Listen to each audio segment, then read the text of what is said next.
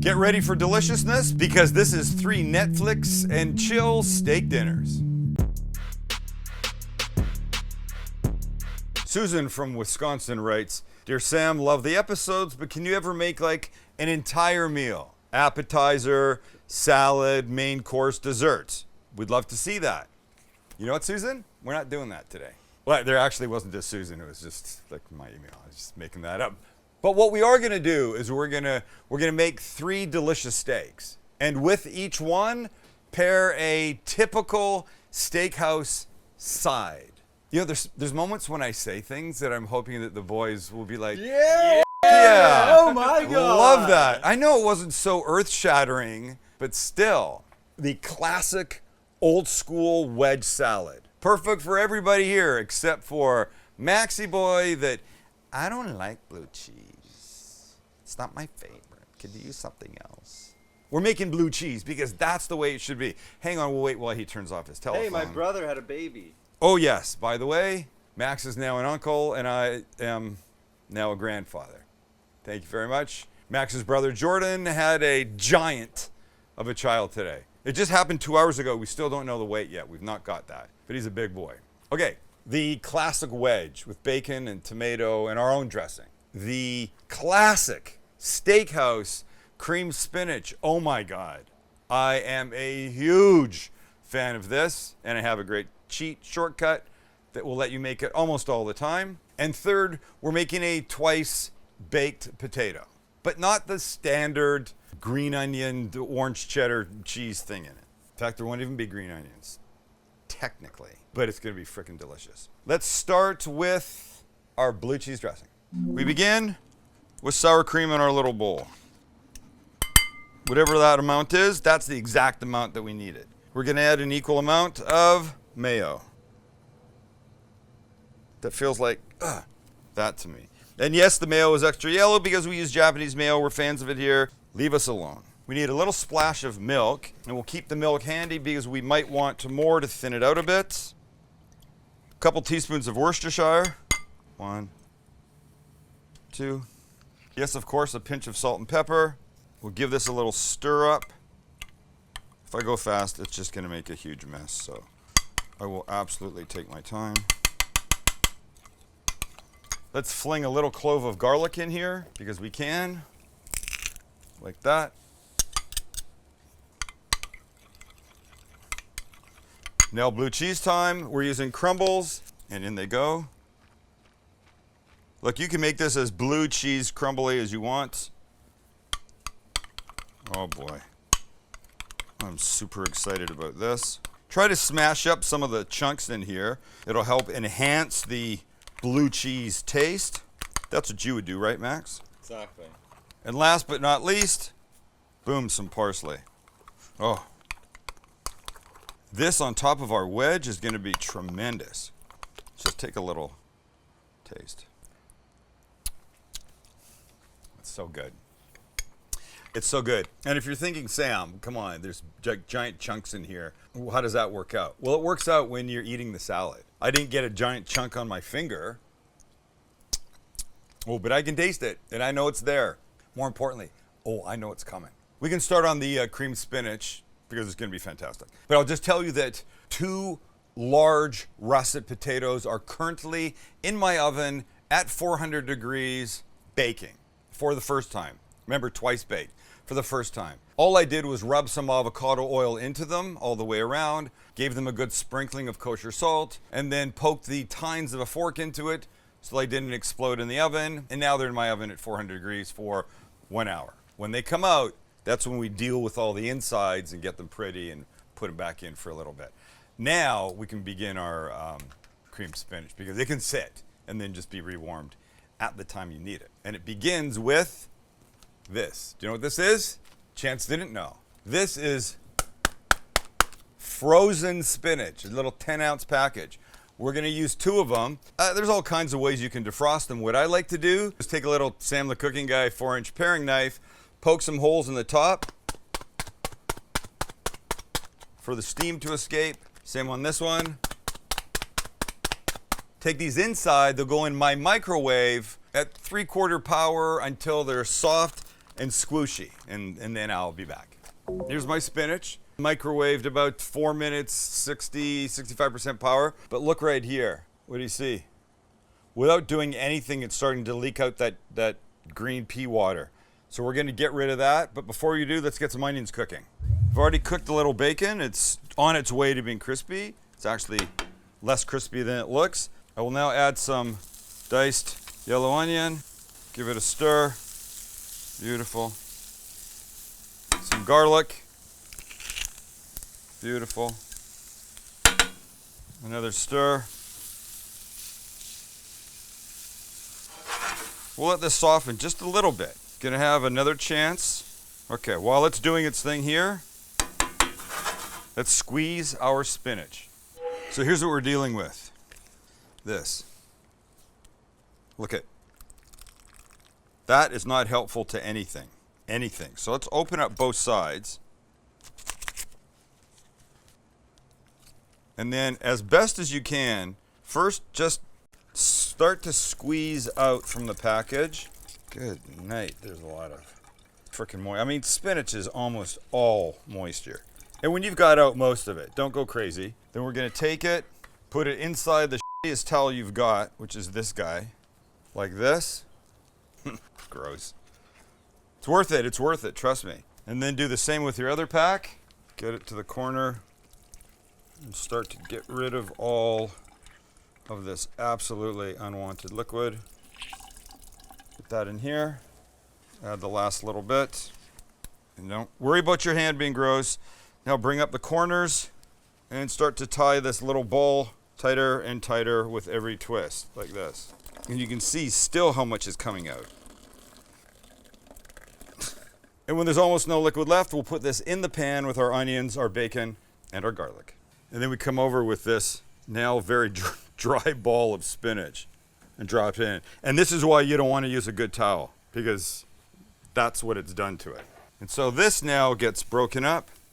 Honestly, it's probably easier just to do it with your hands. It's just this solid mass right now. But I smell garlic and bacon. And as you shred this and separate it, you're going to be in good shape. This now gets mixed. I know it looks dry. Don't worry. There's great things coming. Great things. But get a little heat happening here, and the heat will help it separate. At the same time, we'll take some red pepper flakes and give them a little toss over the top. Depending on how hot or not hot you like it, do what you want. Leave them out all together. It's your recipe once you start making it. And when everything's warmed through, and we want that to happen, then we can start to add the rest. Next, we're going to add about a cup of whipping cream, about a cup of milk. We stir. Nice. This does not need to be heated over like a rocket engine. Take your time with this. So you can see it's starting to even thicken already. And in a bit, we're going to add some cheese. Oh boy. The luxuriousness is beginning.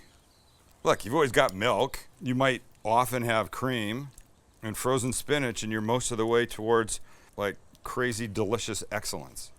And now we'll start with some Parmesan cheese, the grated style. We're going to put, about a quarter of a cup in here. Some salt and pepper that we haven't added yet. And we continue. Nice, nice. And now this just needs to come together. So we're going to let this simmer now, do its beautiful thing that it's going to start to get rich and amazing. We can turn our attention to something else, which in this case would be our steaks. Thank you, Crowd Cow, for sponsoring today's video. Yum.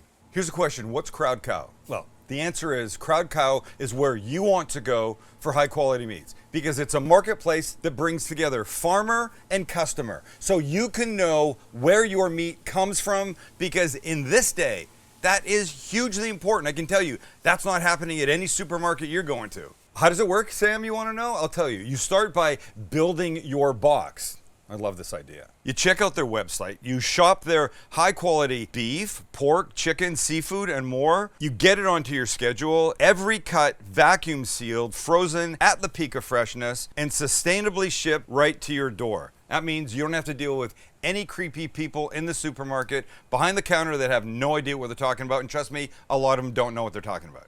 So why is it great? It's great because better taste, super high quality meat, better for you, no hormones or unnecessary antibiotics, better for the environment, every box is recyclable and fully compostable, and better selection. And by the way, we're using some of their Wagyu today for what we're making, and it is going to be insanely delicious. So what do? Click the link below, crowdcow.com/cooking guy. You'll get $15 off your first box and an additional 5% off anything else that goes in the box when you become a member. And by the way, your membership is free when you use my link. You gotta love them for that. Here's our friends. They've been in the oven for 1 hour at 400 degrees. They're now perfect. You could split the top, put butter in them, eat them, and be away to the races.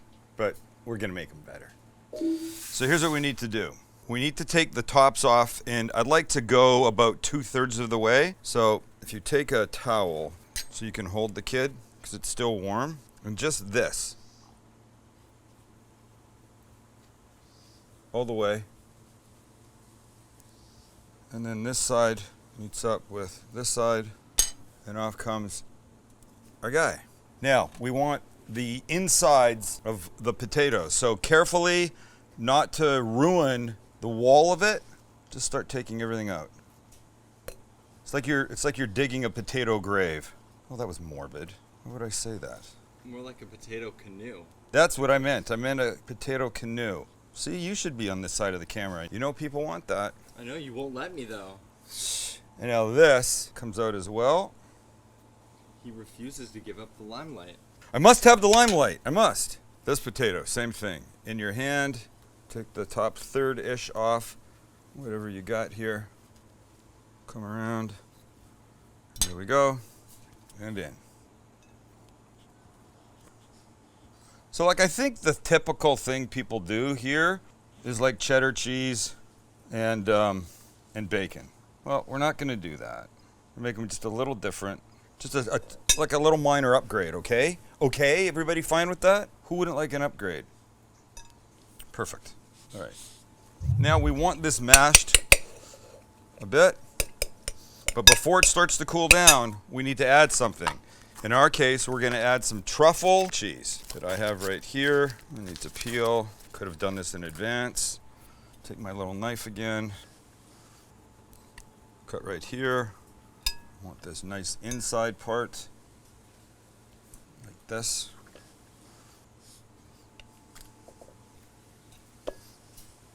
Get this out. I have some beautiful truffle ripened cheese, they call it.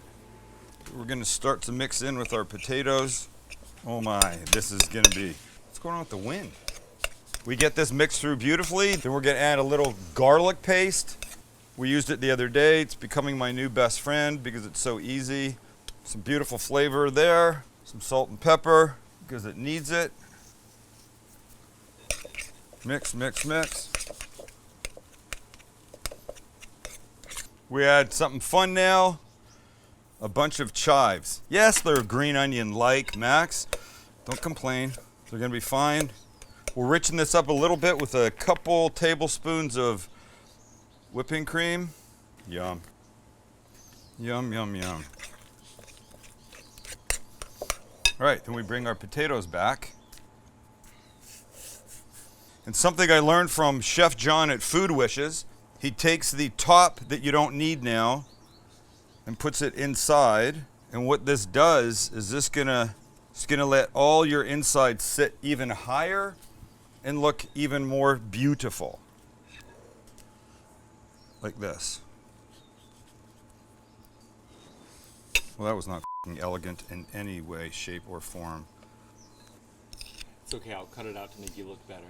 Thanks. I Hope I don't forget it. I don't want to look bad. It'd be real embarrassing if I forgot to leave this in. I don't want to look bad in the eyes of Tragic. of anybody. Tragic. Everybody's a comedian around here. By the way, I saw Chance get called out for saying deep dish pizza isn't pizza. Haha, that was me. Oh God, it was you. And our other one. You know, I called this ripened cheese because that's what they call it on the label. It's this soft cheese like what are the makes? Alouettes, and then there's another one. Garlic herb. Boursin, yes. I called it ripened cheese because whatever, there's a Alouette, and then there's another one. I look at Chance, and Chance went, just like, I've never heard of that. Alouette? Alouette. There's a pizza that I make that's like 3 things, and one of them is this soft cheese that comes in a tub, sort of like this, across the bottom. It's really good. Gotta try it. Yeah. We'll make it one day. So this is what you want. You want high, puffy, beautiful looking tatties, right? That's what she said? That's what she wants. That's what she wants, maybe.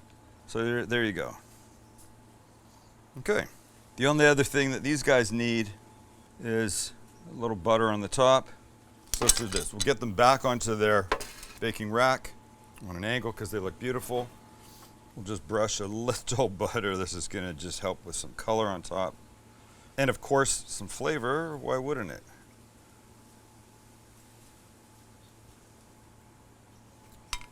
Look at these fatties. They're gorgeous. 25 minutes in the oven. Don't really think we need to do anything else. Oh, we're going to cook our steaks. All right, here's what we're dealing with today. We've got 3 steaks. They're Wagyus or, as some people say, Wagyu. We have 2 sirloins. We have a fillet. We're going to treat them all the same. They're all going to get avocado oil, top and bottom and sides, blah, blah, blah, blah, blah. And we're going to season them with that combination seasoning that we made up for steak day when we did 6 steaks 6 ways, garlic powder, kosher salt, and black pepper, because we're going to let the steaks be the star simply. We're going to season them simply so they can be the star. But they're pretty thick, so they need a decent amount of this. We'll give them a flip, a flip, a flip. Same treatment this side. Again, with the salt, pepper, garlic. This is good. Edges, too. Never forget the edges.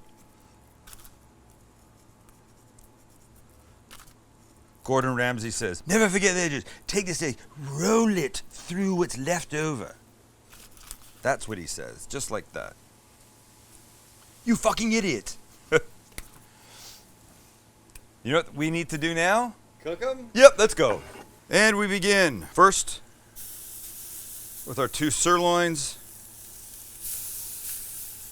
and our fillet. And they'll cook a little differently, so we'll be sure to temp them all as we go. We want to get them to about 130 degrees before we pull them off. We'll get some good searing here. Then we'll put them on this side that's not very hot. Close the lid and let it cook like it's in an oven. Just benefit from the ambient temperature that will bring it up in temperature to where we want it without overcooking, without making it gray. And if you're wondering, the steaks have been out of the fridge about a solid 45 minutes before now. We don't want them ice cold. You can't get them where you want inside and out if they're ice cold. Okay, so I'm going to give these guys a little 45-degree turn because you can see beautiful marking. Beautiful. Beautiful. Oh, shit. That one got me. And this guy, perfect. And we're down. You could probably use tongs if you wanted. Yes, I have. Look, I have tongs. Oh, look. I have tongs. So next time. But the first one went so well. Yeah. So a little more color on this side, and then they flip. And we turn.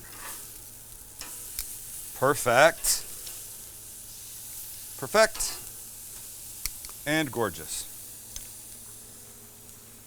All right, this side gets kind of the same treatment, and then we'll move them to finish cooking. Time to move. So over they come. But because I want the heat even, if I do them in a line this way, this guy's gonna get all the benefit of the heat. So I put them like this, we close the lid, and we'll check them in about 10 minutes. And we're there. That means that the 3 steaks are cooked and done. That means the creamed spinach is ready. The dressing's done. The potatoes are just coming out of the oven. Or as my father would say, the potatoes. Couldn't end it in an O. Had to end it in an A. Anyway, let's put everything out, have a look, and everybody eats. Filet first. Is that nice? We like that guy? Beautiful. And with the filet, we'll go our little wedge. Okay, now this chunky blue cheese dressing that Max has been asking for, like this. That, folks, is what this is all about. It's about those little bites that you're gonna get. But wait, don't stop there, because we also want to add some tomatoes to it. We'll just throw a couple down like this so you know they're there. A little crispy bacon. It'll stick a lot better than that. Those chives we had earlier. A few of those. Last but not least, a couple small grinds, fresh black pepper. And now we move on to number 2. The first of our sirloins. Wow. And with the sirloin, yes, our cream spinach. Look how gorgeous it is. Full. We'll give this just a touch more of the Parmesan. And because there's bacon in it, a little more bacon on it. And our last sirloin, just like that. Oh my gosh. Oh my gosh. And you remember what this guy gets? It gets, the twice baked potato with the truffle cheese inside. Hey Tracy, there's your meal for you, buddy. This has got to make you happy. Tracy? Is it Tracy? Wow, they're beautiful. I just want to eat that potato. And have a look. I think we've done a nice job. We normally don't do stuff like this, but I'm glad we did today. Just to give you an idea of what you can do. I mean, really. So let's try a bite of our little filet first, shall we? Nice. And yes, we've done it. That is perfect. For me, I know people will bitch, like Max, but seriously, it's perfect.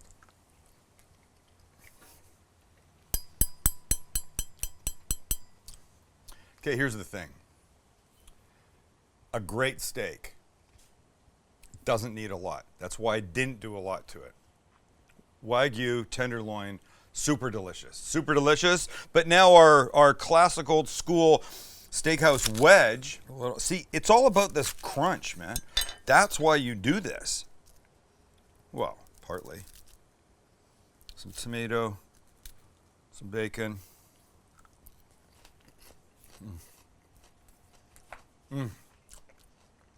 Crisp. The blue cheese is fantastic. Crispy bacon. The whole thing. Damn. Next guy up. Hold on. Oh, so nice. So nice. The Wagyu Serloin, unless you're trying to be sophisticated, and then you might say Wagyu. Oh. It's so different from the tenderloin. It's steakier, is what it is, really. And now this little dream bowl of cheesy, garlicky, spinachy deliciousness.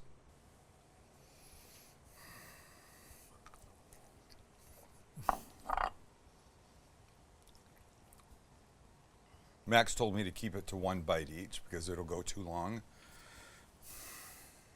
I'm mustering every ounce of self-control I have in my body right now to not go back to that because that would be wrong, and I don't want him getting mad at me. Oh my God. Spill all over your shirt. Hey, this one. Last but not least, this little kid, still gorgeous. Start on the hot side, get good marks, move it over to the not hot side to finish, and you're fine. I love steak. It's just protein. Good fat, I think. I don't know. Forget that. But here, the potato. Last but not least, and I've been waiting for this kid. Maybe don't take nutritional advice from us. We don't know what we're talking about. We can make good food. We don't know anything. All right, this, twice baked. Chance, now you get why you twice bake, right? Oh, yeah. That creamy, soft, smooth, little truffle nonsense in here, some of the garlic in here. Yum. And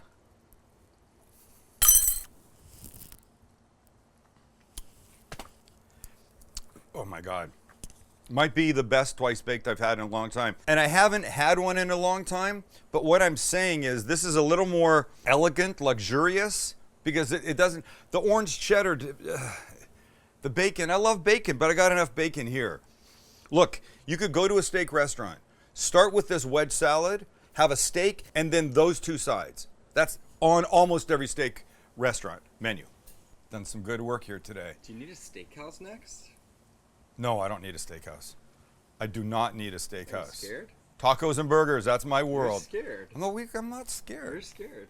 All right, you guys, thanks a lot. So for those of you that want more than just a single item, we've done it for you.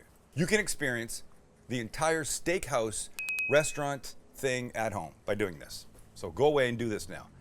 I mean that in the nicest way possible. Don't go away mean or mad. I mean, just carry on. Thank you.